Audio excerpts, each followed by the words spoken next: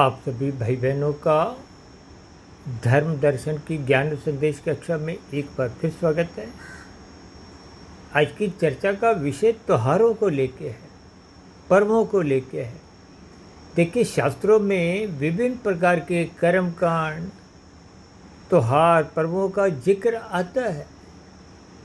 इन पर्वों को मनाने के पीछे का जो एक मुख्य उद्देश्य है वो आपका हमारा क्रमिक विकास सत्वगुण की ओर ले जाने का होता है।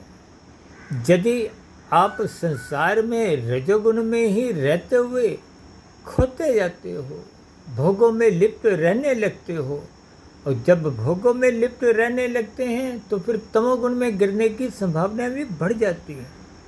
इसीलिए ये सत्संग की स्थितियाँ, व्रत, तप और विशेष रूप से त्योहारों की स्थितियाँ, और भारत जैसे आध्यात्मिक देश में तो देखिए हर चौथे पांचवें दिन कुछ ना कुछ त्यौहार मनाने की एक परंपरा सी है।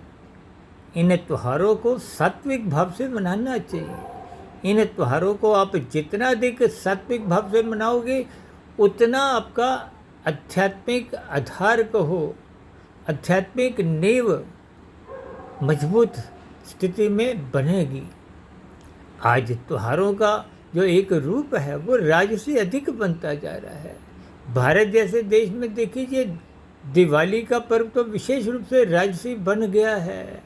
लोगों को सजाने में, खरीदा खरीदी करने की, और भी देखिए विभिन्न प्रकार के जो उपहार एक दूसरे को देने का जो एक प्रचलन किया है, ये सभी स्थितियाँ राजसी भाव से हैं, दिखावट की स्थितियों से है। जब ये सभी स्थितियाँ आपके हमारे जीवन में रजोगुण ही बढ़ाती हैं तो फिर निश्चित रूप से इन त्योहारों को मनाए जाने का आपको आध्यात्मिक लाभ मिल नहीं पाता। इन स्थितियों पर आप भी चिंतन करें। चर्चा विषय को यहीं विराम देते हैं, फिर किसी नई चर्चा को लेकर मिलते हैं। तब तक आप आध्यात्मिक मित्रों